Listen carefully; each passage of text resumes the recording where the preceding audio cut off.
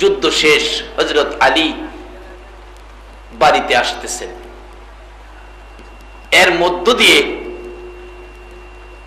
নবীজি এই যে হযরত আলীর মনে নতুন কাপড় চায়া একটু ব্যথা হলো। হাসাইন হুসাইন দৌড়ে যায় নানার কাছে, কইছে, নানা গো আজকে কি হয়েছে জানেন? কি? আম্মু না আব্বুর কাছে নতুন কাপড় চাইছে। আমি দেখছি যুদ্ধে যাওয়ার সময় আব্বুর মনটা একটু ভারী। এদিন থেকে রাসূল ফাতেমার ঘরে আসে না। 3 দিন পার হয়ে গেছে, আসে না। যেদিন হযরত আলী বাড়িতে আসতেছেন, অন্যদিন যুদ্ধ শেষ, ঘোড়া দৌড়ায় বাড়ির ভিতরে ঢুকে যায়। আজকে দূর থেকে ঘোড়ার থেকে নেমে গেছে, আস্তে আস্তে হাঁটতে হাঁটতে আসতেছে। খাতুনে জান্নাত ফাতেমাতুজ জাহরা কি শিক্ষা দিলেন? স্বামীর মনে দুঃখ দেওয়া যাবে না। এটা ওয়াজ তাদের জন্য নয়, এটা আমাদের শিক্ষার জন্য। এটা আলী ফাতেমার দুষ্ত্রুটি নয়, এটা আমাদের শিক্ষার জন্য করে গেছে। ডাকতেছে, দেখছি মনটা কষ্ট। ফাতেমা একটু আগে বাইরা ঘোড়ার রশিটা হাত থেকে নিলেন, ঘোড়াকে বাঁধলেন, স্বামীর হাতে ধরে তরবারিটা নিলেন, পোশাকটা, যুদ্ধের পোশাকটা খুলে স্বামীকে টান দিয়ে দরজায় দাঁড়ায়া পাথরের উপর দাঁড় করে পানি দিয়ে পাও ধোয়াইলেন, হাত মুখ ধোয়া স্বামীকে আঞ্জা মেরে ধরেছে। স্বামী নতুন কাপড় চাইয়া কষ্ট দিছি, বলো এখন তোমার মনটা খুশি না বেজার? হযরত আলী মুস্কি হাসি দিয়ে কয়, ফাতেমা খুশি তো, আমি তো বেজার না, তুমি তো লিগেল দাবি আমার কাছে করেছো। হাসাইন হুসেন মা বাবার খুশি দেখে দৌড়ায় গেছে, নানা নানা গো 3 দিন হয়েছে আমরা বাড়িতে যান না, আপনি আজকে যাইবেন কেন? কি ঘটনা ঘটছে জানেন? আমার মা না বাবারে হাত মুখ ধোয়া আঞ্জে ধরছে, বাবাও খুশি মাও খুশি। রাসূল বলেন আমিও খুশি, আমার আল্লাহও খুশি। ফাতেমা স্বামীকে খুশি করেছো, আমি রাসূল এখনই তো আসতেছি। যে স্বামীর মনে একটু কষ্ট দিলে রাসূল ফাতেমার ঘরে যায় না।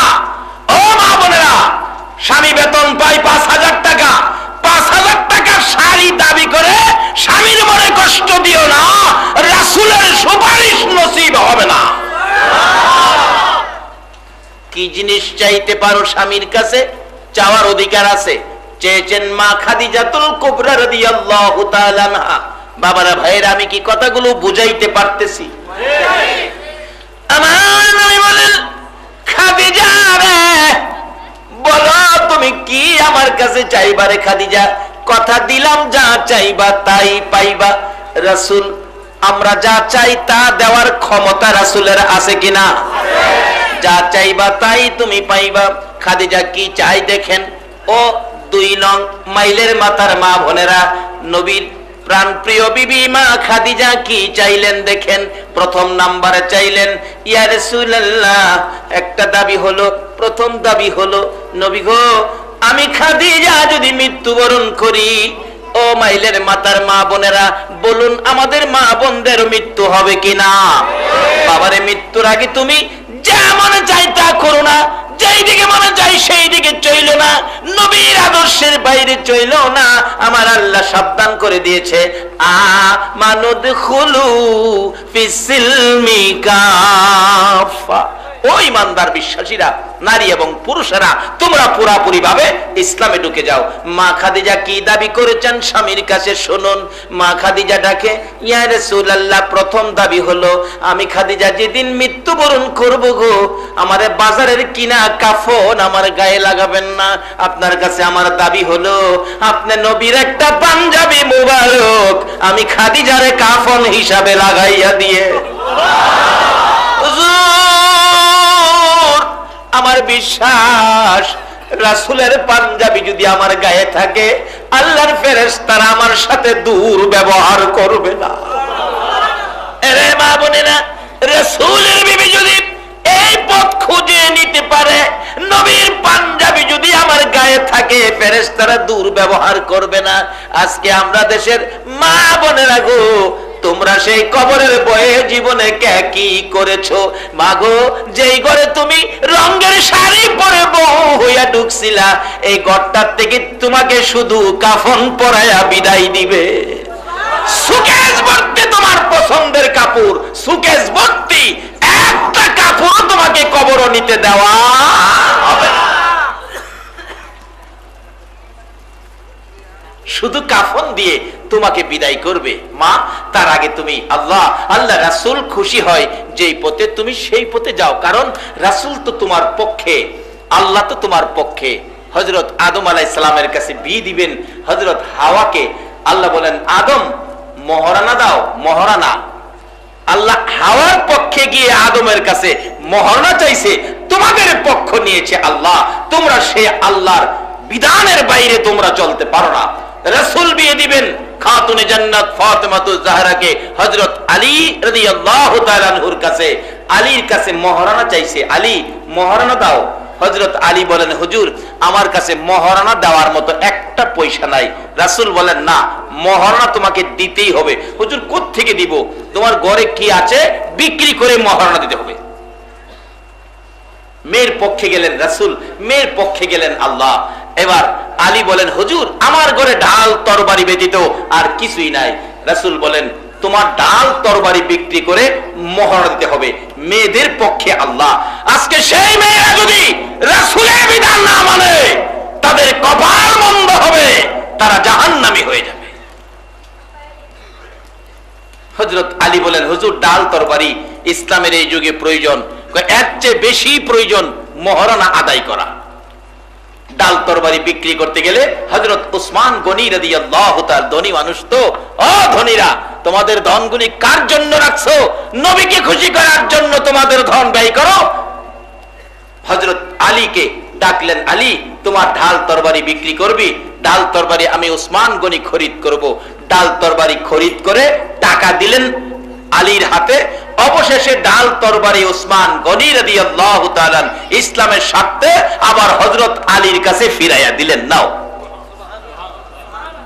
মেয়ের পক্ষে রাসূল, মেয়ের পক্ষে আল্লাহ।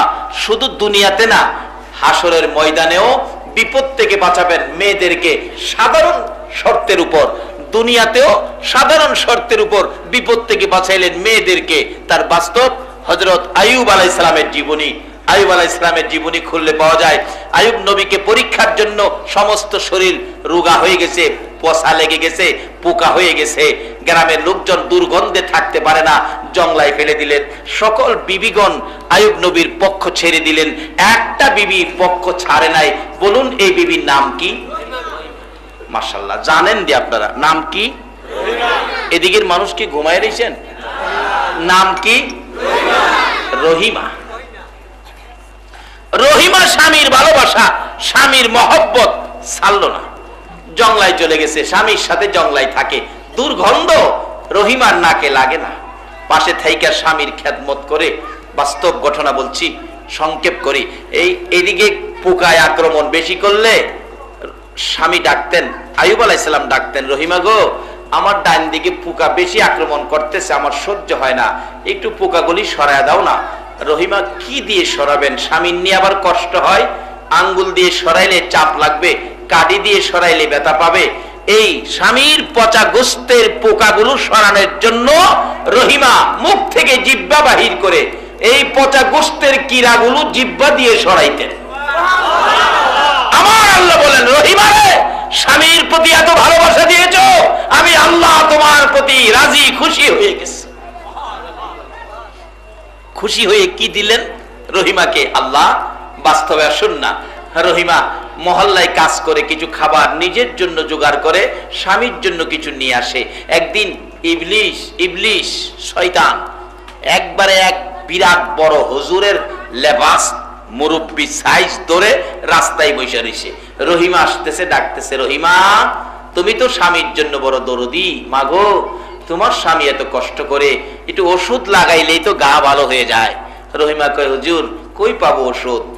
আমার কাছে ওষুধ আছে, একবার লাগাইলেই শেষ। দেখছেন না এক জাতের ডাক্তাররা ওষুধ বেছে মাইক দিয়া, একবার লাগাইলেই শেষ।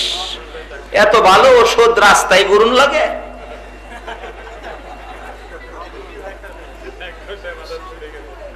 ইবলিস ডাহে, রহিমা একবার লাগাইলেই শেষ। স্বামীর জন্য ওষুধ নেওয়া দরকার। হুজুর আমার তো টাকা নাই, কি দিয়ে নিব?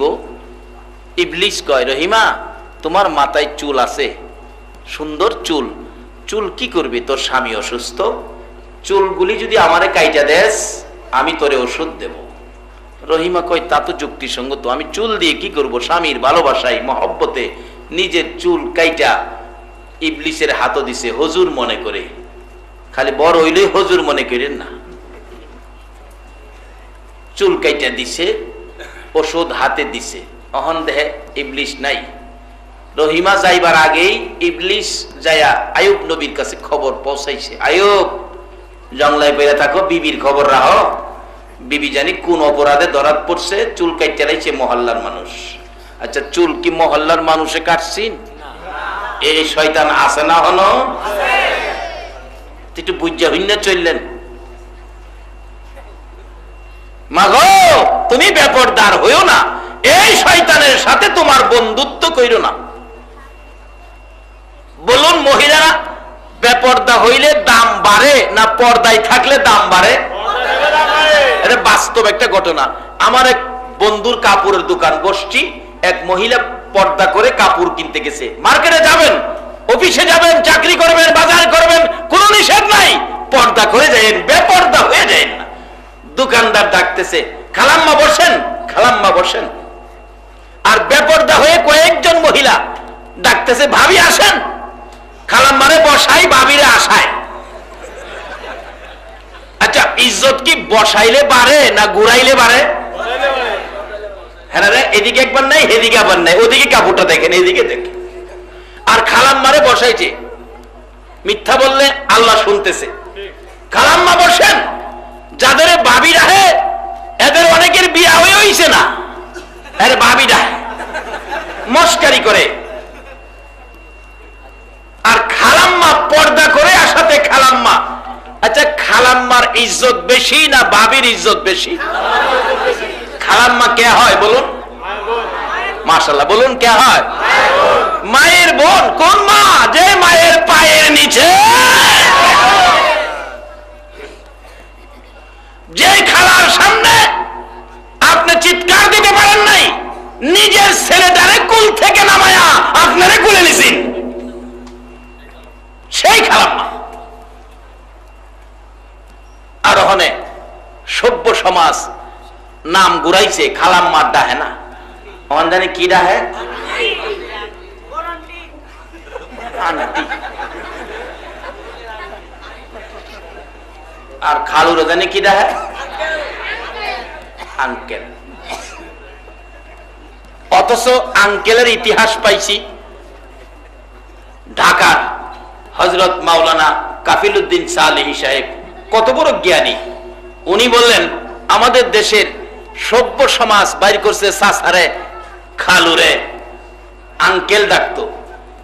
আমি বিদেশের জমিনে দেখাইছি আঙ্কেল কারে ডাকে, এই যে জুতা সেলাই করে হেরারে আপনারা কি কন, ওই ইংল্যান্ডে দেখাইছি মুসিরে ছেলেরা আঙ্কেল ডাকে।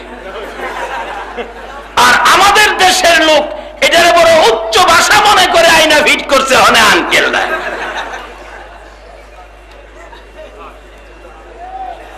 বাপের ভাই কি হয়? বাঙালি কোন গেলে বাপের ভাই চাচা হয়। এর চেয়ে সুন্দর আর শব্দ তুমি কোত্থেকে পাইলে আঙ্কেল? কে তোমার শিক্ষা দিল? এগুলি সংস্কৃতি নয়, এগুলি সভ্যতা নয়, এগুলি মানবতা নয়। রাসূলের জীবনে, সাহাবায়ে কেরামদের জীবনে চাচারে কেউ আঙ্কেল ডাকে নাই, খালাম্মারে আন্টি ডাকে নাই, খালাম্মারে খালাম্মা ডাকছে। খালাম্মা ডাকলে কিছুটা মার আভাস আছে না? খালাম্মা, হ্যাঁ দেখছেন, খালাম্মা কি সুন্দর, কি শান্তি। এখানে এটা নিয়ে সহজ করছে। এগুলি মানাটা আমাদের মুসলিম জাতির জন্য এটা শুভ লক্ষণ নয়। আমরা ইসলাম মানব, নবীর আদর্শ মানব।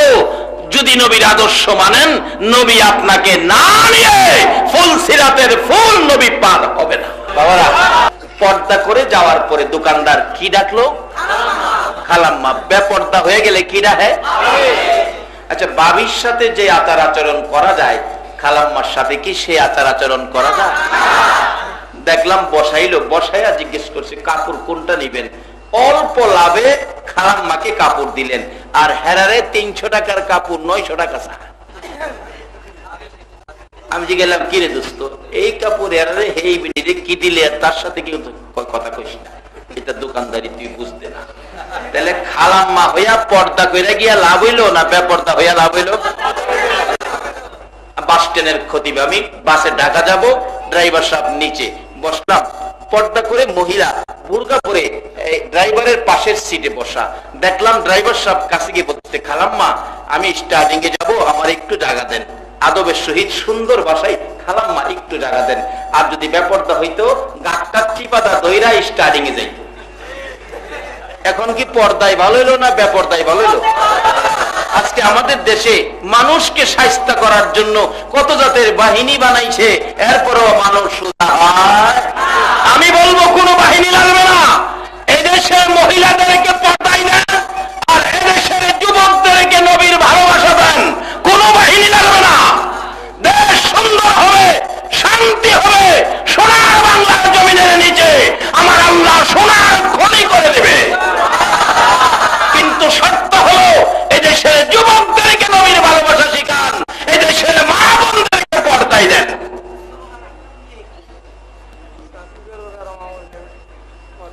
গার্মেন্টস এলাকা আপনার চট্টগ্রামের চাইতে বেশি ঢাকার কাশপুর এলাকা। কাশপুর এলাকায় প্রত্যেক বছর মাহফিল করি, যেখানে 3 দিন গান হইতো খাজার শানে, এখন গানের পরিবর্তে 3 দিন মাহফিল হয়। আখিরি মোনাজাত আপনাদের দোয়ায় আমি অদমের উপরে থাকে, 3 দিনের শেষ দিন আখিরি মোনাজাত। এই পর্দার ওয়াজ করতে করতে কাশপুর এলাকায় যা দেখবেন গার্মেন্টস শ্রমিক মহিলারা শতকরা 80% মহিলা এখন পর্দা করে যায়। বলুন, এই পর্দা করলে কি মাদের দাম কমে না বাড়ে?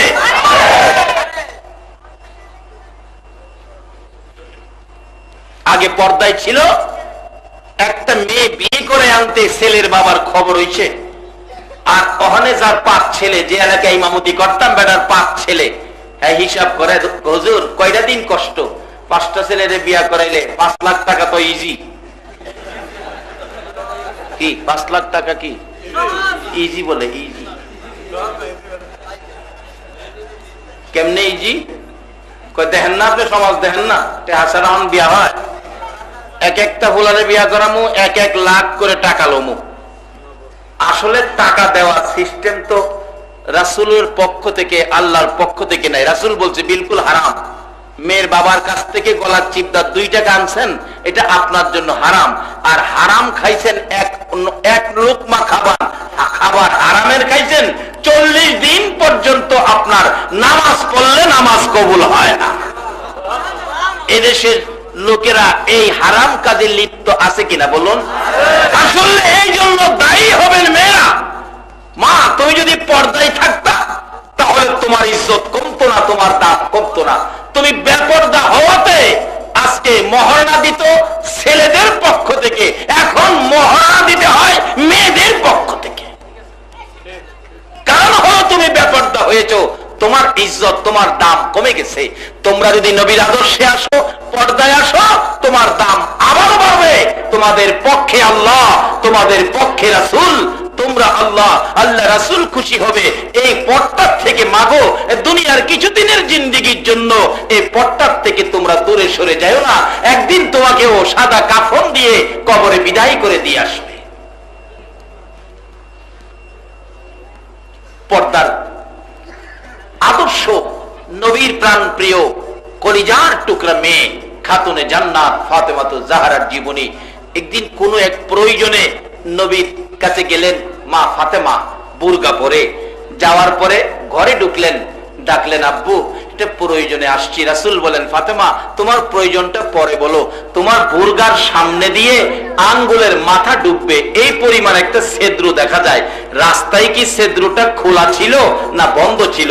মাগো তুমি যদি এই ছিদ্রটা খোলা অবস্থায় আমার কাছে আইসা থাকো, আর এই ছিদ্রটা দিয়ে যদি নবীর মেয়ে ফাতেমারে কোনো বেগানা পুরুষ দেখে থাকে, তুমি মারা গেলে আমি রাসূল তোমার জানাজায় যাইতাম না। মা ফাতেমা বললেন, বাবা গো না না, আমারে কেউ দেখে নাই, নবীর মেয়ে হিসেবে কেউ আমাকে দেখে নাই। বাবা এই ছিদ্রটুকুন ভিতর দিয়ে এইভাবে মুঠ করে বন্ধ করে রেখেছি, ঘরের ভিতরে এসে ছেড়ে দিয়েছি, বেগানা কোনো পুরুষ দেখে নাই। আমার নবী বলেন, ফাতেমা রে এইভাবে সাবধান থাকতে হবে রে ফাতেমা, কোনোদিন বেপরদা হওয়া যাবে না। আমার নবী বিবিগণকে নিয়ে কথা বলছেন, একজন সাহাবী অন্ধ সাহাবী আসতেছেন। রাসূল বলেন, বিবিগণকে নির্দেশ দিলেন তোমরা পর্দায় যাও। বিবিরা বলেন, ইয়া রাসূলুল্লাহ উনি তো অন্ধ, আমাদেরকে দেখবে না, অন্ধ চোখে দেখে না। রাসূল বলেন, তোমাদেরকে দেখবে না, তোমরা তো তাকে দেখবা। হুজুর আমরা দেখবো, এটাও বেপরদায় শামিল হবে, পর্দায় যাও। নবীর কথা মানবে যারা হবে জান্নাতি, বলুন নবীর কথা মানবে যারা হবে জান্নাতি। না মানিয়া আবু জাহেল হইল দুচুকি, না মানিয়া আবু জাহেল। নবীর কথা মানবে যারা হবে জান্নাতি, নবীর কথা মানবে যারা হবে জান্নাতি।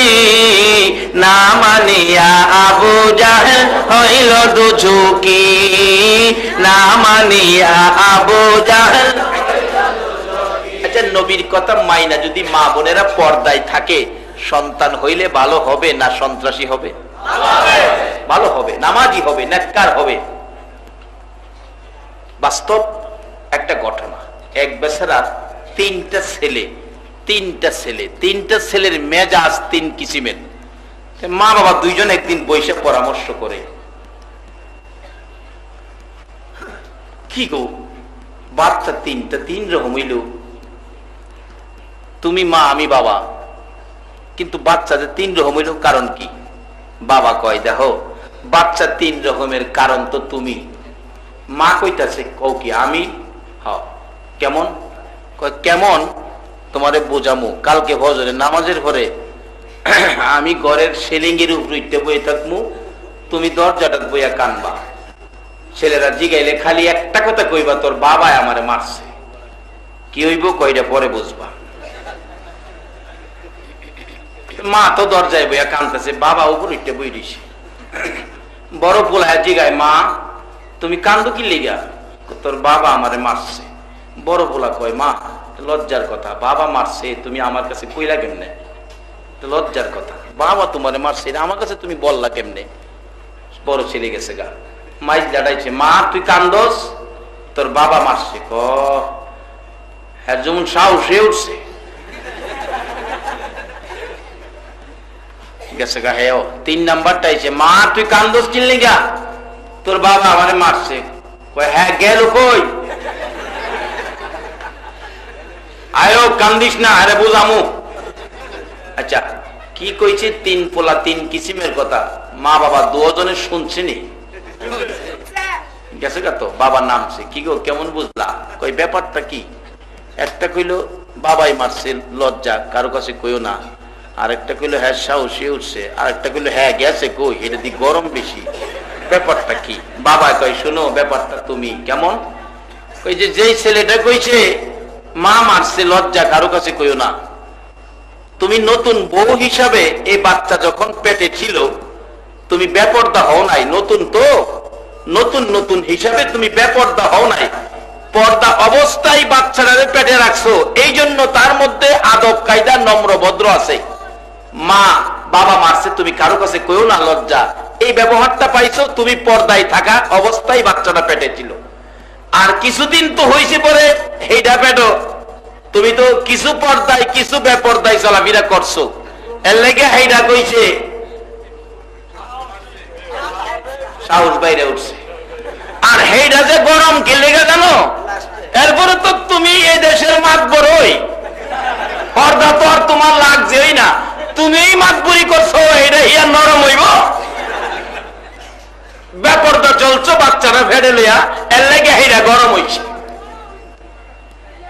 মাগো এই সোনার বাংলায় যদি সোনার মানুষের আশা করো, সোনার বাংলায় যদি সুন্দর সমাজ প্রতিষ্ঠিত করো, তাহলে তোমরা পর্দায় যাও। তোমরা যদি পর্দায় যেতে পারো, এই সোনার বাংলার যুবকগুলি এখনো নবীকে ভালোবাসে, একদিন সোনার বাংলায় সোনায় পরিণত হয়ে যাবে। তোমরা যদি পর্দায় যেতে পারো।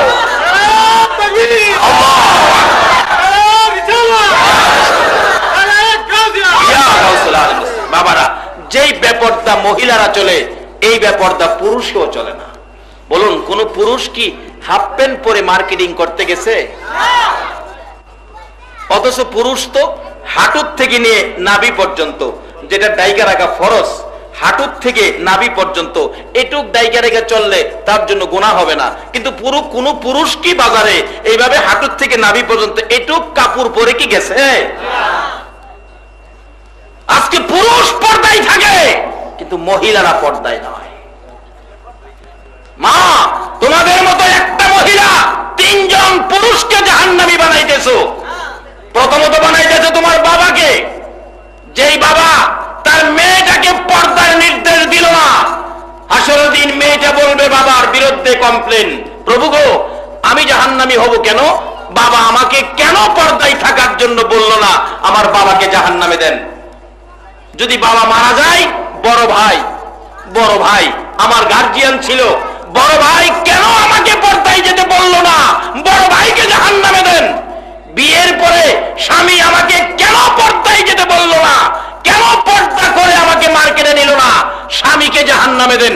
একটা মহিলা 3 জন পুরুষের বিরুদ্ধে কমপ্লেন দিয়ে জাহান্নামে পাঠাবে, তারপরে সেই জাহান্নামে যাবে। বাবারা, কয়দিনের দুনিয়ায় নবীর আদর্শের বাইরে চলাফেরা করে চির জাহান্নামী হইয়েন না। আসুন আমরা নবীর কথা মাইনা চলি। বলুন, এই নবীর কথা মানা মা বোনদেরকে সহ দরকার আছে কিনা? কেন নবীর কথা মানবেন না? আমার নবী আপনার আমার জন্য কত ব্যথাই ব্যতীত। যেদিন আমার নবী উহুদের জমিনে মারতে মারতে 2টা দান মোবারক ভেঙ্গে ফেলেছে, মাথার লোহার টুপি ভেঙ্গে টুকরা টুকরা করে জমিনে ফেলে দিয়েছে। 2টা লোহার টুপির অংশ মাথার 2 পাশে ঢুকে নবীজি ব্যথাই ব্যতীত বেহুশ হইয়া উহুদের জমিনের নিচে পড়ে গেছে। আমার নবী কথা জ্ঞান ফিরে না, কথা বলতে পারে না, জ্ঞান হারা হয়ে গেছে, পড়ে আছে গো। যারা হজ করতে গিয়েছেন, যে জায়গাটার মধ্যে রাসূল পড়েছিল, এখনো জায়গাটা আগের মতো রেখে দিয়েছে। হাজী সাহেবরা ওই জায়গায় দাঁড়াইয়া মা হারা বাবা হারা সন্তান যেমন কান্দে, এইভাবে রাসূলের মায়ায় কান্দে। আমার নবীকে জায়গাটার মধ্যে জ্ঞান হারা অবস্থায় মারতে ছিল, দুনিয়ার থেকে বিদায় করে দেওয়ার জন্য। এমন সময় হযরতে জিবরাইল এসে এইভাবে 2টা হাত বাড়াইয়া আমার নবীকে কুলে উঠাইয়া তাদের সামনে থেকে টান দিয়ে সরাইয়া নিয়ে গেছে। উহুদ পাহাড়ের মাঝামাঝি, নিচ থেকে দেখা যায় না এমন একটা জায়গায় নবীকে নিয়ে জিবরাইল ডাকতেছে, উহুদের পাথর রে, উহুদের পাহাড় রে, দেখ যেই নবী না হইলে তোরা হতে না, আমি হতাম না। নবীকে মারতে মারতে কি অবস্থা করেছে, একটু বিছানার ব্যবস্থা করে দে, আমি আল্লাহর বন্ধুকে শুয়াইয়া রাখি। জিবরাইল বলেন, এই বলে পরিচয় দেওয়ার সঙ্গে সঙ্গে দেখি লম্বা একটা পাথর ফাইটা তোলার মতো নরম বিছানা হইয়া যায়।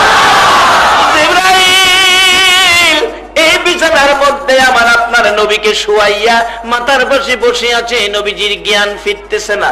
অনেকক্ষণ পর নবীজির জ্ঞান ফিরলে চোখগুলি খুলে ডান দিক বাম দিক মাথাটা ঘুরাইয়া চোখের পানিগুলো জর্জর করে ছেড়ে দিলেন। জিবরাইল বলেন, ইয়া রাসূলুল্লাহ, কাইদেন না, বলুন আপনার ব্যথার খবর। আমার নবী বলেন, জিবরাইল রে, আমাকে পাহাড়ের উপরে নিয়ে আসছো রে, আমার সাহাবীদের খবর কি? জিবরাইল বললেন, ইয়া রাসূলুল্লাহ, সাহাবীদের খবর পরে বলুন, আপনার খবর আগে বলুন। কি খবর বলবো হুজুর? আমি জিবরাইল অপেক্ষায় আছি, খবর পৌঁছাবো আল্লাহর কাছে। বলুন দাঁত ভাঙ্গা ব্যথা কেমন লাগে, মাথা ভাঙ্গা ব্যথা কেমন লাগে, আল্লাহর কাছে পৌঁছে দেব। আমার নবী কান্দে, জিবরাইল দাঁত ভাঙ্গা ব্যথার খবর জিগাইলি, মাথা ভাঙ্গা ব্যথার খবর জিগাইলি, আমার উম্মতের ব্যথার খবর জিগাইলি না। জিব্রাইল রে, দাঁত ভাঙ্গা ব্যথা মাথা ভাঙ্গা ব্যথার চাইতে রে আমার গুনাহগার উম্মতের ব্যথা বেশি।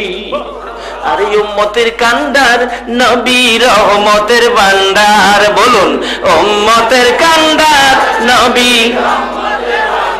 নবী বিনে রোজ হাসরে কে করিবে পার, নবী বিনে রোজ হাসরে উম্মতের কান্ডার নবী রহমতের ভান্ডার, উম্মতের কান্ডার নবী। মোদের নবী দয়ার সাগর, গুনাহগার উম্মতের পাগল। মোদের নবী গুনাহগার উম্মতের পাগল। রোজ হাসরে সেজদায় পড়ে কাঁদবে যারে যারে, রোজ হাসরে সেজদায় পড়ে কাঁদবে যারে যার। উম্মতের কান্ডার নবী রহমতের ভান্ডার, উম্মতের কান্ডার নবী।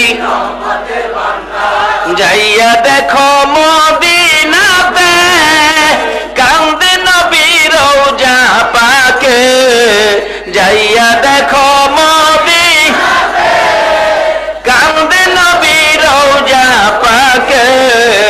মাফ করিয়ে দাও গো খোদা উম্মত গুনাহগার, মাফ করিয়ে দাও গো খোদা উম্মত গুনাহগার। উম্মতের কান্ডার নবী রহমতের ভান্ডার, উম্মতের কান্ডার নবী। বলতেছিলাম যে নবী এত ব্যথায় ব্যথিত হওয়ার পরেও নিজের ব্যথা গোপন করে আপনাদের ব্যথা প্রকাশ করে। বলুন, এই নবীর কথাগুলো মানা আমাদের দরকার আছে কিনা? মা বোনেরা গো, মানো গো নবীর কথা, পক্ষে আসো। আমার নবী যে শিক্ষা দিয়েছেন মা বোনদেরকে, খাতুনে জান্নাত ফাতেমাতুজ জাহরা যে শিক্ষা দিয়েছেন মা বোনদেরকে, মা খাদিজাতুল কুবরা রাদিয়াল্লাহু তাআলা আনহা, এই দিকে আমাদের যাওয়ার দরকার আছে কিনা? মা খাদিজা চেয়েছেন আমার নবীর কাছে, কথাটা খেয়াল আছে? প্রথম নাম্বার জানি কি চাইছি? কাফনটা পরাবেন নবীর পাঞ্জাবি দিয়ে। নবীর পাঞ্জাবির দাম আসেনি? আল্লাহু আকবার। নবীজি যে রওজা পাকে শুইছেন, মদিনা শরীফ শুইছেন, নবীজি রওজা পাকের এক মুষ্টি মাটির দাম আল্লাহর আরশ চাইতে কোটি কোটি গুণ বেশি। যেই নবীর পরশে মদিনার মাটি আরশের চাইতে বেশি দামি হয়, এই নবীর গায়ের পাঞ্জাবি মুবারকের দাম কত হবে? হুজুর, বাজারের কিনা কাফন আমি খাদিজারে পরায়েন না, আপনার একটা পাঞ্জাবি মুবারক আমি খাদিজার গায়ে পরায়েন। রাসূল বলেন, খাদিজারে তুমি কি খুশি হবে? জি। তাহলে যাও, কথা দিলাম আমার পাঞ্জাবি দিয়ে তোমারে কাফন পরাবো। দ্বিতীয় দাবি কি বলো? হুজুর, আমাকে যে কবরে শোয়াবেন, আমি খাদিজা কবরের ভয়, আমি কেমনে কবরে থাকবো গো নবী? বলুন, এই কবরে আমাদের প্রত্যেকের যাইতে হবে কিনা? আমার নবী বলেছে হাদিস শরীফে, আদ-দুনিয়া মাযরাতুল আখিরা, দুনিয়াটা আখিরাতের বাজার। কি সদাই করেছো গো মা বোনেরা, কি সদাই করেছো গো বাবারা ভাইয়েরা। বলতেছিলাম খাদিজা কি বাজার করে দেখো নবীর দরবার থেকে। এই দরবারে আমার নবী হলেন বিক্রেতা আর মা খাদিজা হলেন ক্রেতা। কিনতেছে, নবীজি বেচতেছে। কি সদাই নিয়ে যায় দেখেন। হুজুর, আমাকে যে কবরের মধ্যে শোয়াবেন, এই কবরে আমাকে শোয়াইবার আগে আপনি নবী কিছুক্ষণের জন্য কবরে শুয়ে আসবেন। আপনি নবী যে কবরটা শুয়ে আসবেন গো, আমার মন কয় এই কবরে আযাবের ফেরেশতা আসবে না। যারে খাদিজা, তুমি যদি খুশি হও আমি দাবিটা রাখলাম। হুজুর, আরেকটা দাবি। কি দাবি? হুজুর, আমি জানি মুলকিন নকির কবরে গেলে প্রশ্ন করবে। হুজুর গো, আমি খাদিজার ভয় লাগে গো, কি প্রশ্ন জানি করবে, কি জবাব জানি দেব। হুজুর আমার ভয় হয়। আমার 3 নাম্বার দাবিটা হলো মুনকির নকিরের সওয়ালের জবাব আপনি রাসূল কবরের পাশে থাইকা দিয়ে আসবেন। আমি খাদিজা মুনকির নকিরের সওয়ালের জবাব দেওয়ার সাহস রাখি না। নবীজির প্রাণ প্রিয় বিবি মা খাদিজা যদি এই সিস্টেম করতে পারে, ও 2 নং মাইলের মাথার মা বোনেরা সেই কবরের বয়ে জীবনে কি করেছো, একদিন যে তোমাকে সাদা কাফন দিয়ে বাইরে কইরা দিব, তোমাকে কিছুই নিতে দিবে না।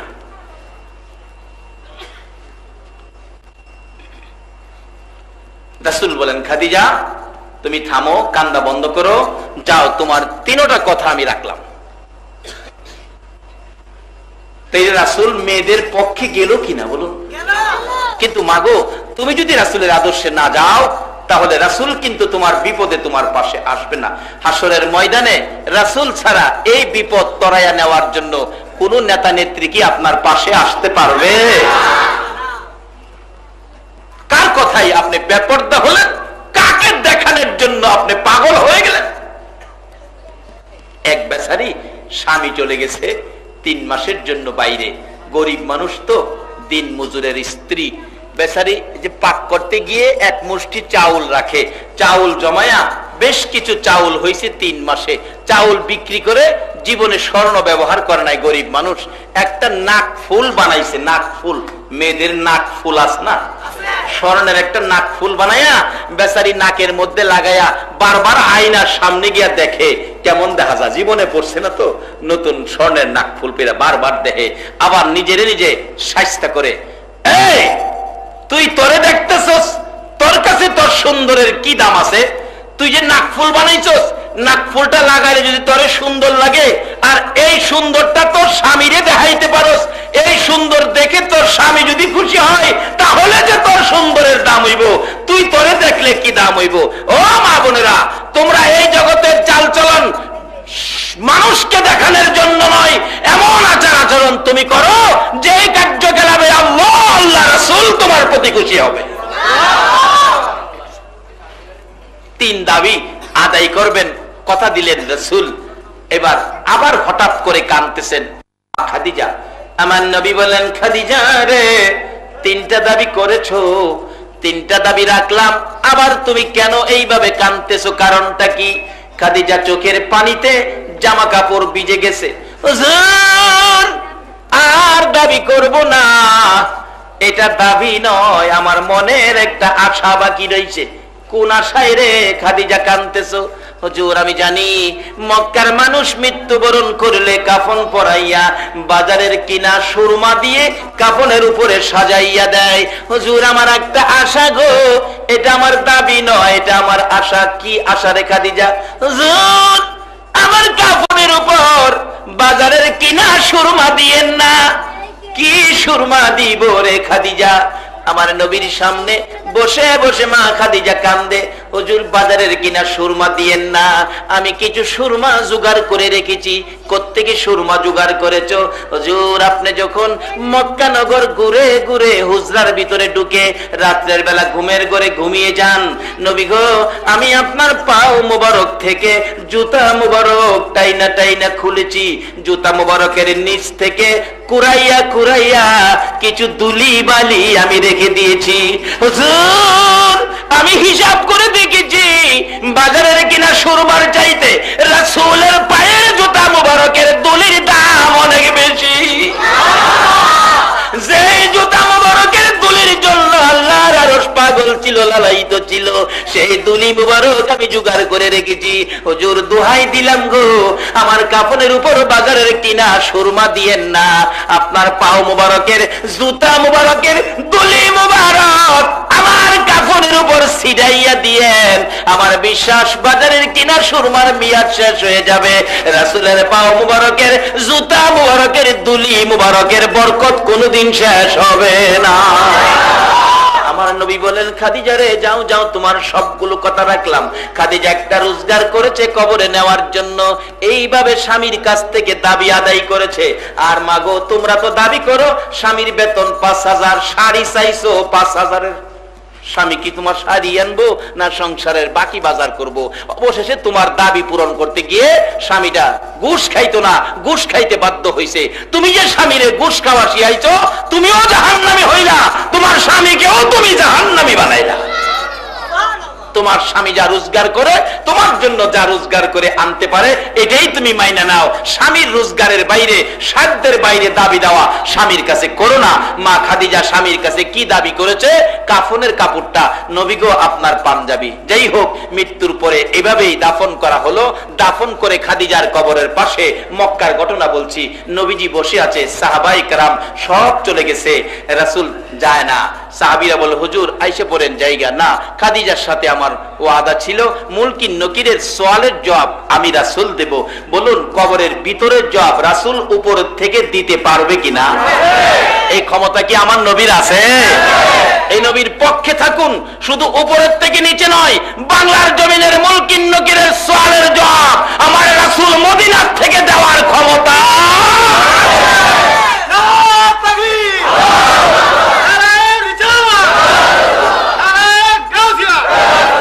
বাবারা, এই নবীর আদর্শে থাকতে, নবীর তরিকা, নবীর উম্মত হইতে, নবীর ভালোবাসা দিতে আপনারা রাজি আছেন? আল্লাহ কবুল করুক, সকলে বলুন আমিন। নবীজি ডাকতেছেন, তোমরা চলে যাও, খাদিজার সাথে আমার কথা ছিল, আমি কথা আদায় করছি। মুলকিন নকির তো আসতেছে না, অনেক সময় পার হয়ে গেছে, আসে না। রাসূল পেরেশান হয়ে গেলেন, টেনশনে পড়ে গেলেন, কি ব্যাপার, মুলকিন নকির আসতেছে না। এমনি সময় জিবরাইল আইছে। আল্লাহ কয়, জিবরাইল আমার বন্ধুর কাছে যাও, খবর পৌঁছে দিও। জিবরাইল আয়, ইয়া রাসূলুল্লাহ, আল্লাহর সালাম গ্রহণ করুন। আমি জিবরাইলের সালাম গ্রহণ করুন। নবী গো বসে রইছেন। জিবরাইল, মুলকিন নকির কই? খাদিজার সাথে কথা ছিল, মুলকিন নকিরের সওয়ালের জবাব আমি দিব। খাদিজা কাঁদছিল কবরের বয়ে। জিবরাইল বলেন, হুজুর আল্লাহ পাঠাইছে। খাদিজা যেদিন মুলকিন নকিরের সওয়ালের বয়ে দুনিয়ার জমিনে কাঁদছে, এই খাদিজার কান্না দেখে আমার আল্লাহর মায়া হয়েছে। নবী গো, আপনার অপেক্ষা করতে হবে না। এই কান্দার অবস্থার উপর, এই কান্দার প্রতি আল্লাহর মায়া হয়ে খাদিজার মুলকিন নকিরের সওয়ালের জবাব আপনি দেওয়ার আগে আমার আল্লাহই আদায় করে দিয়েছে। মাগো, আসুন আমরা কবরের বয়ে কান্দি, নিজের অপরাধগুলি নিয়ে আল্লাহর দরবারে কান্দি, নবীর ভালোবাসায় জিন্দেগি করি, নবীর কথা মতো আমরা বেপরদা ছেড়ে দিয়ে নবীর আদর্শ মাফিক পর্দায় ঢুকি, নবীর মেয়ে খাতুনে জান্নাত ফাতেমাতুজ জাহরার বইগুলি পড়ে ওই আদর্শগুলি আমাদের মধ্যে রাখি। আল্লাহ আমাদেরকে সেই বুঝ, সেই শক্তি, সেই তৌফিক দান করুক, সকলে বলুন আমিন।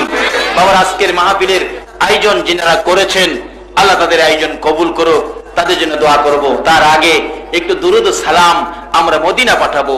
আপনারা কি যে কাজ আল্লাহ করেন, ফেরেশতারা করে, ইমানদারদেরকে করার নির্দেশ দিয়েছেন, ইমানদার হয়ে আল্লাহর ডাকে নবীর উপর দুরুদ ও সালাম পাঠ করতে কি আপনারা রাজি আছেন? আসুন আমরা একটু দুরুদ ও সালাম মদিনা পাঠাইয়া নবী সালাম।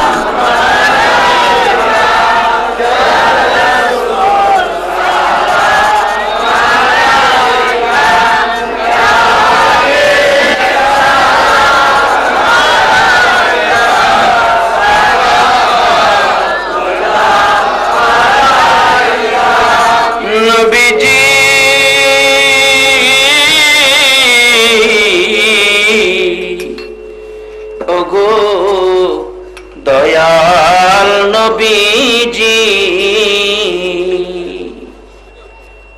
মুদের এতিম বানাইয়া আছো গো মদিনায় লোকাইয়া, ডাকি যে বাংলায় দাঁড়াইয়া, দেখো না একবার আসিয়া, ইয়া নবী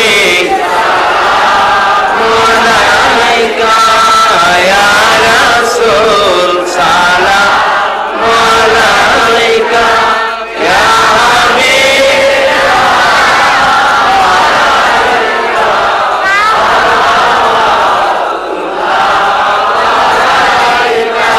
দুরুদি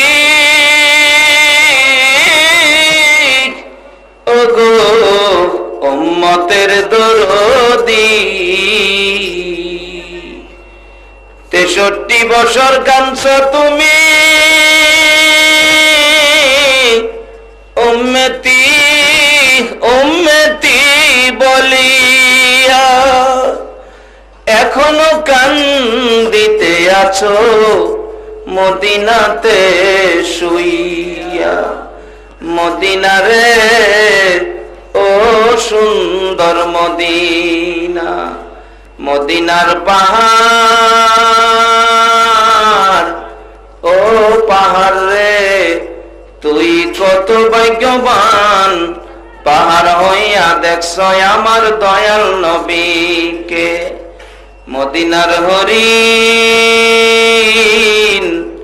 ও সোনার হরিণ রে তোরা কত ভাগ্যবান, হরিণ হইয়া দেখছ আমার দয়াল নবীকে। উম্মত হইয়া দেখলাম না গো, দুঃখ রইল মনেতে, মনের দুঃখ মনে লইয়া জানাই তোমায় লাখো সালাম ইয়া নবী সালাম আলাইকা ইয়া রাসূল সালাম আলাইকা ইয়া হাবিব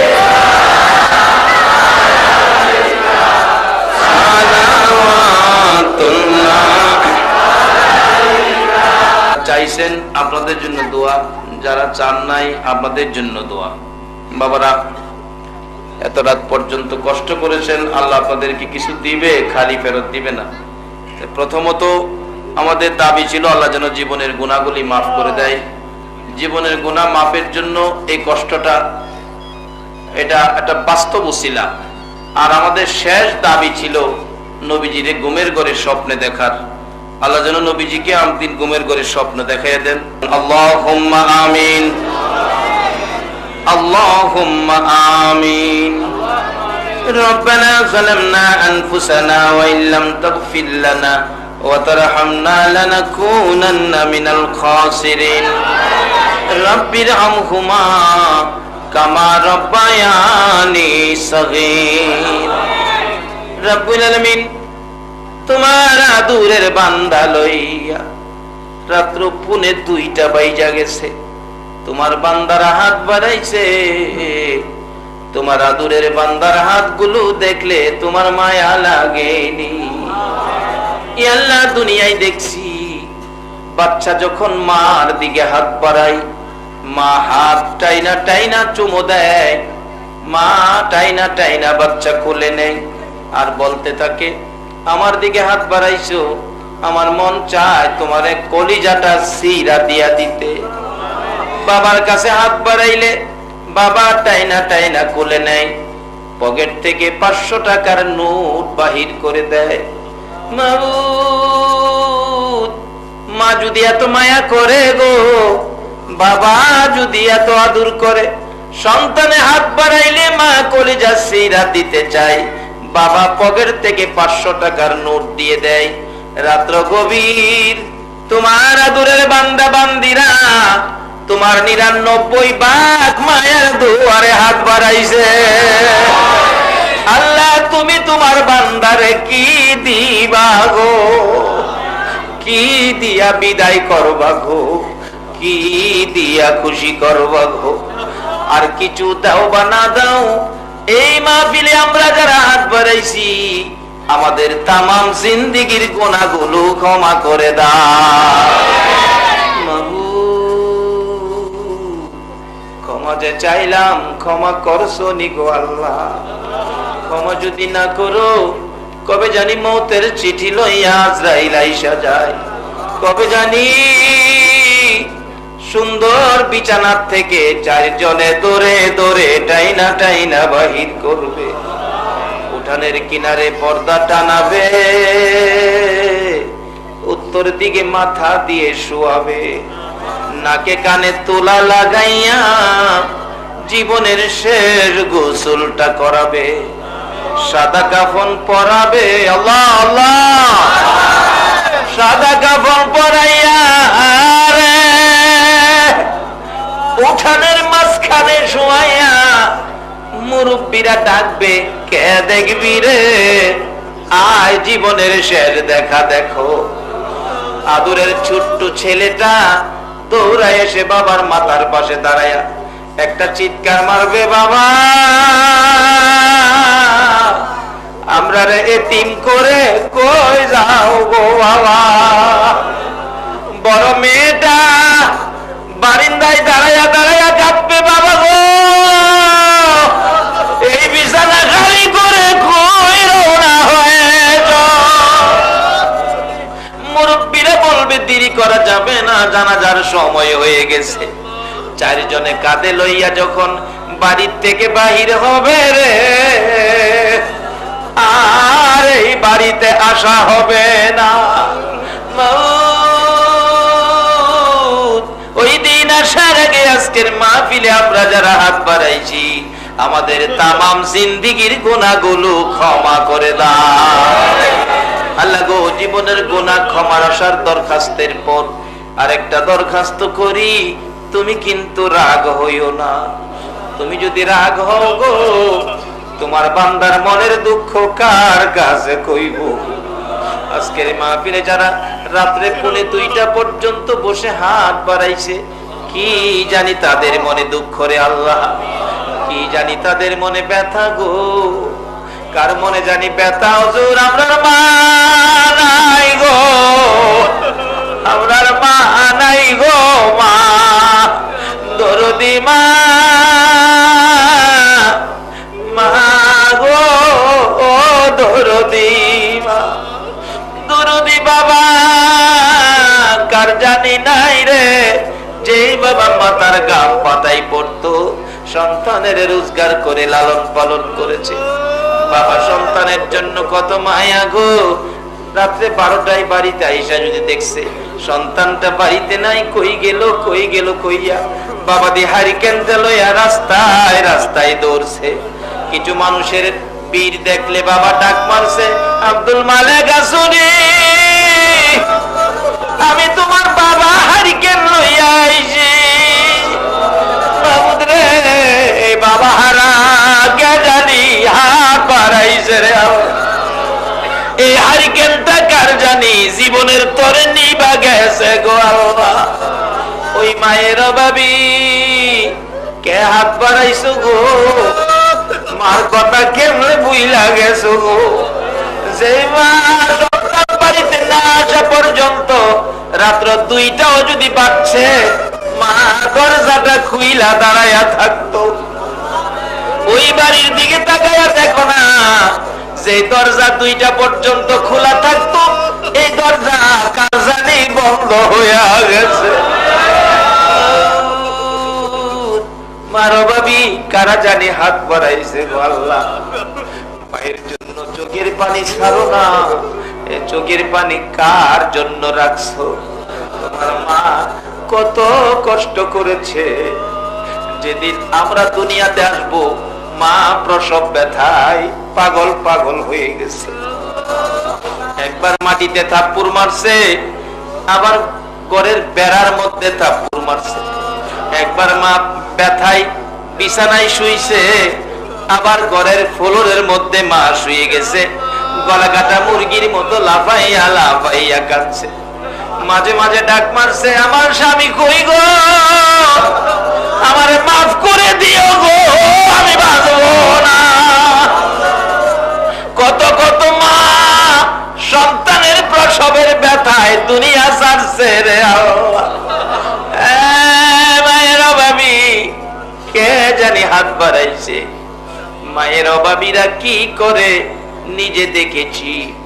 একটা মায়ের পাগল ছেলে বিদেশ থাকতো, সপ্তাহে সপ্তাহে টেলিফোন করে, মা মা তুমি কেমন আছো আমারে জানাইও। মা জবাব দেয়, বাবা গো টেলিফোন করে সারা পয়সা নষ্ট করতেছো, পয়সা চিনো বাবা, পয়সা চিনো। ছেলেটা জবাব দেয়, মা গো আমি পয়সা চিনি না গো মা, আমি চিনি আমার দরদি মা। মা গো দরদি মা, মা আমি পয়সা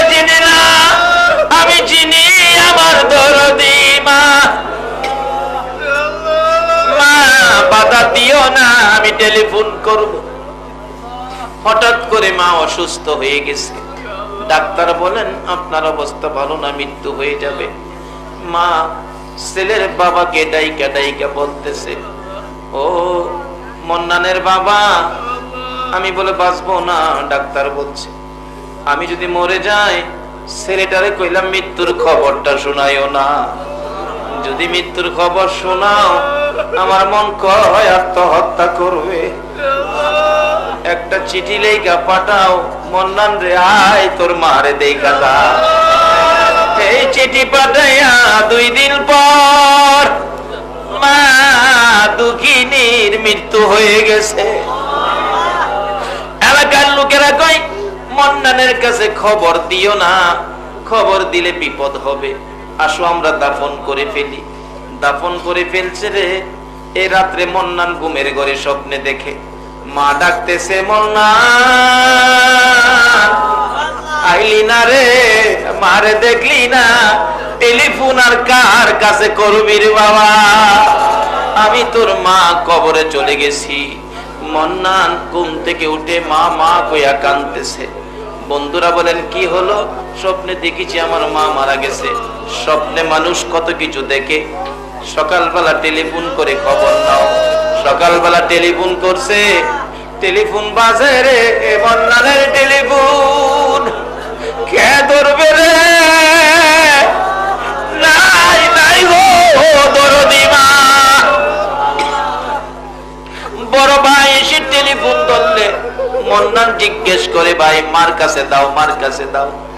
মা কোথায়? কেন সপ্তাহ হয় নাই টেলিফোন করে মার জিজ্ঞাইতেছো কেন? মন্নান বলেন, বড় ভাই স্বপ্নে দেখেছি আমার মা নাই, বিদায় টেলিফোন করেছি, তাড়াতাড়ি মার কাছে দাও, আমি আর বিদেশ থাকবো না, আমি কালকে বাড়িতে চলে আসবো। বড় ভাই টেলিফোনটা ফালাইয়া একটা তোর মাইরা রে মার খবরে পৌঁছে গেছে। মা গো, ও মা, তোমার ভাগর আইয়ে গো, তোমার ভাগর আইয়ে। আমরা কেউ খবর দিলাম না, তুমি কেমনে পাগলের খবর দিছো গো মা? বুড়া বাবা সহ এয়ারপোর্টের গেটে বড় ভাই দাঁড়াইয়া রয়েছে। একটু পরে দেখা যায় মায়ের পাগল লইয়া বিমান আইসা পড়ছে। বাবা কান্দে, মাবু আমার মন্নান রে আমি কি দিয়া বুঝাইব? মালামাল সহ গেটটা পার হইয়া ভাইয়ের গলায় ধরে ডাকতেছে, ভাই ভাই আমার মা খবর কি গো, আগে আমার মায়ের খবর কো। বড় ভাই শুধু কান্দে রে, শুধু কান্দে। বাবার কাছে জিজ্ঞেস করলে বাবা ধৈর্যের সহিত বলতেছে, মন্নান আয় বাড়িতে যাই, যায় দেখবি তোর মা কেমন আছে। গাড়ি টান দিলে, মাইকু টান দিলে কিছু দূর যাওয়ার পর জিজ্ঞেস করে, বাবা গো স্বপ্নে দেখেছি মা নাই গো বাবা, দেরি করি নাই, তাড়াতাড়ি চলে আসছি, কিছু আনতে পারি নাই, মায়ের জন্য একটা স্বর্ণের চেন আনছি গো বাবা, মা সারা কাউরে দিয়েন না, মার হাতে দিয়েন। বাবা কাউরে বললেন রে, এই চেনটা আমার হাতে দিস না রে, তোর মায়ের হাতে দিস। বাড়ির কাছাকাছি মাইক্রো গেলে দূর থেকে দেখা যায় শত শত মহিলারা কাঁদতেছে। মন্নান জিজ্ঞেস করি, বড় ভাই এত মহিলারা কেন আমার বাড়ির গেটে কান্দে? মহিলারা ডাকতেছে, দেখা যারে মায়ের পাগল আইতাছে। মাইক্রো থেকে নাইবা ঘুরে ঘুরে দেখে শত শত মহিলারা দাঁড়ায় রইছে গো, শুধুমাত্র দরদি মার দেখা যায়। একটা চিৎকার মেরে ডাক মারছে, মা মা তোমার পাগল আইছে গো, দেখা যাও না। কে দিবে রে এই মা ডাকের জবাব? চাচি দৌড়াই এসে ডাকতেছে, বাবা বাবা রে আমি তোর মা লাগি, তোর মা দুনিয়ায় নাই রে বাবা।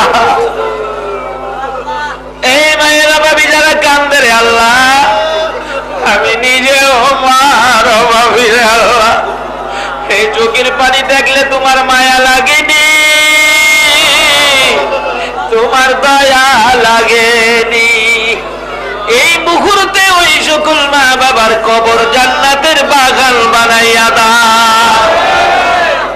আল্লাহ মা বাবা যারা দুনিয়াতে আছে হায়াত বাড়িয়ে দাও। মা বাবা কেমন জিনিস বুঝার তৌফিক ছেলে মেয়েদেরকে দান করে দাও। আল্লাহ আমাদের মধ্যে যারা বিমারি বিমার শেফা করে দাও। আমাদের মধ্যে যারা বিমারি বিমার শেফা করে দাও। আমাদের মধ্যে যারা অভাবী অভাব দূর করে দাও। যারা নামাজি নামাজ কবুল করে নাও। যারা নামাজ পড়ে না নামাজের বুঝ দান করে দাও। ই আল্লাহ ডাকবেন না, ই আল্লাহ, ই আল্লাহ। আমাদের মধ্যে যারা নামাজি নামাজ কবুল করে নাও। যারা নামাজ পড়ে না নামাজের বুঝ দান করে দাও। যারা ব্যবসা করে ব্যবসায় বরকত দাও। যারা চাকরি করে পদোন্নতি দান করে দাও। এ আল্লাহ যারা বিদেশ থাকে সহি সালামতে রাখো। আল্লাহ যারা বিদেশ যাবে মনের আশা পুরা করে দাও। এ আল্লাহ খাস করে আমাদের বাংলাদেশটাকে তুমি হেফাজতে রাখো। সকল প্রকার আপদ বিপদ আযাব গজব অ্যাক্সিডেন্ট বালা মুসিবত বান তুফান ঘূর্ণিঝড় এ আল্লাহ ঘূর্ণিঝড় আইলা থেকে আল্লাহ গো এই বাংলাদেশটাকে তুমি হেফাজতে রাখো গো আল্লাহ। খাস করে চট্টগ্রাম উপকূলীয় সকল এলাকাগুলো তোমার কুদরতি হাতে দিলাম গো আল্লাহ। সবাইকে তুমি হেফাজতে রাখো। আল্লাহ মা বোনদেরকে পর্দায় থাকার তৌফিক দাও। যুবকদেরকে খালেদ বিন ওলীদের মতো বানিয়ে দাও। কুচি কুচি বাচ্চাদেরকে মাজার মুহাব্বিজের মতো করে দাও। সাদা দাড়িওয়ালা মুরব্বী বাবাগণকে আবু বকর সিদ্দিকের মতো কবুল করে নাও। আজকের মাহফিলের আয়োজন যারা করেছে তাদের এই আয়োজন তুমি কবুল আর মঞ্জুর করে নাও। আল্লাহ গো কোরআনের পক্ষ নবীর ভালোবাসার কারণে আমরা যারা হাত বাড়াইছি আমাদের সকলকে নেক হায়াত বাড়াইয়া দাও। হ্যাঁ মাবুদ অনেকে দরখাস্ত করেছে যার মনে যে আশা সকলের মনের আশা পুরা করে দাও। আল্লাহ যাদের ছেলে মেয়ে আছে সকলের ছেলে মেয়েদেরকে নেক হায়াত বাড়াইয়া দাও। ছেলে মেয়েদেরকে অকালে মৃত্যু দিও না। মা বাবার কলিজায় আগুন জ্বালাইও না। ছেলে মেয়েদের মুখে এতিমের দাগ লাগাইও না। ছেলে মেয়েদের মা বাবার হায়াত বাড়াইয়া দাও। আল্লাহ মাহফিল শেষে যারা যেখানে যাবে সহি সালামতে পৌঁছাইয়া দাও। মাবুদ গো 2 নং মাইলের মাথার এই মাহফিল তোমার কুদরতি হাতে দিয়ে গেলাম। এলাকার মানুষের হেদায়েতের জন্য কবরবাসীদের মুক্তির জন্য এই মাহফিল কিয়ামত পর্যন্ত তুমি কায়েম রাখো গো আল্লাহ। এই মাহফিলে যারা আসছে আসবে সাহায্য সহযোগিতা করেছে করবে সকলকে তুমি কাল কিয়ামতে নবীর কুদারায় উঠাইয়া ফুলসিরাতের ফুল পার করে দিও। ই আল্লাহ আর একটা দরখাস্ত করি এই মাহফিলের কষ্টের বিনিময় আমরা আর কিছু দাও বা না দাও তোমার নবীরে একদিন ঘুমের ঘরে স্বপ্নে দেখায়া তোমার নবীরে একদিন ঘুমের ঘরে স্বপ্নে দেখাইয়া দাও। মদিনা যাব কেমনে নবীজির প্রেমের আগুন জ্বলে যে মনে। বলুন মদিনা যাব কেমনে নবীজির প্রেমের আগুন জ্বলে। আল্লাহ অনেক মানুষ এখানে আছে মদিনা মদিনা শুনেছে দুইটা নজরে দুইটা নয়নে মদিনা দেখে নাই। মাবুদ রে যেই নবী আরশে গেল না সিদরাতুল মুনতাহায় গেল না জান্নাতুল ফিরদাউসে গেল না উম্মতের মায়ায় মদিনার মাটিতে শুইল। ওই নবীর মদিনা না দেখাইয়া আমাদের কারো গায়ে সাদা পোশাক পরাইও না। মদিনা যদি যাইবার তৌফিক না দাও মদিনাওয়ালারে একদিন ঘুমের ঘরে স্বপ্নে দেখাইয়া দাও। নবীজিকে স্বপ্নে না দেখাইয়া কবরের জগতে কাউরে তুমি ডাক দিও না। আল্লাহ মা বোনদেরকে সহ আজকের মাহফিলে যারা হাত বাড়াইছে যার মনে যে আশা সকলের মনের আশা পুরা করে দিও গো আল্লাহ। আল্লাহ আবারও বলি, যত বিমারি আছে সকল বিমারিকে মাহফিলের উসিলায় শাফা করে দাও। আল্লাহ মাহফিল শেষে যারা যেখানে যাবে সহি সালামতে পৌঁছাইয়া দাও। ইয়া আল্লাহ, চট্টগ্রাম ওলি আল্লাহর দেশ, আল্লাহ এই জমিনে বসে আমি নবীর বাগান মাদ্রাসা করেছি, আল্লাহ নবীর বাগানটুকু সাজাইবার তৌফিক আমাদেরকে দান করে দাও। আল্লাহ নবীর ঘরের পক্ষ থেকে আবদার করেছি, আল্লাহ নবীর আশিকদের 2 টাকা 1 টাকা দান কবুল করে কাল কিয়ামতে নবীর গুদারায় উঠাইয়া ফুল সিরাতের ফুল পার করে দিও। যতগুলো দরখাস্ত করলাম মাহফিলের উসিলাই, দুরুদ ও সালামের উসিলাই, সবগুলো তুমি কবুল আর মঞ্জুর করে নাও। ওয়া সাল্লাল্লাহু তাআলা আলা খায়রি খালকিহি মুহাম্মাদিন ওয়া আলা আলিহি ওয়া আসহাবিহি আজমাইন বিহাক্কি লা ইলাহা